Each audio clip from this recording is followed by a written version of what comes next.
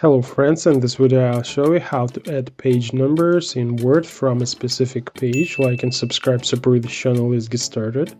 So let's add page number into this document. Go to the Insert tab, and in the header and footer group we click page number. From the list, select where the page number will be, at the top or bottom, then select the style of the page number and its location. Great, the page numbering has been added. For an example and better visibility, let's increase the font size of the numbering. Double-click on the page number, then select it and increase the font, make it bold, and so on. Okay, now let's do the numbering from the third page. To do this, we need to create a section break between the second and third pages. Place the cursor at the end of the second page. Next, go to the Layout tab, click Breaks, and select Create a break from the next page. By default, breaks are invisible formatting symbols, and to see such a break, go to the Home tab and click the Show Hide button. As you can see, here is our invisible section break. We used it to create two sections in our document.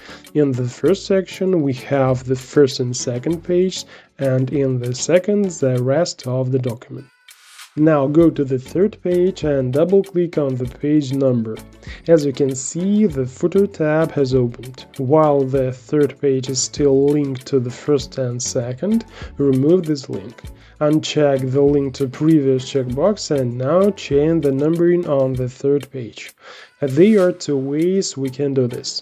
The first one is to click the rightmost button on the page number and select Format Page Number. Or click the page number button and select Format Page Number. In the window that opens, click the Start at checkbox and type the number you want to start numbering from. Let it also be number 1. And we got two numbering, one in the first section and one in the second.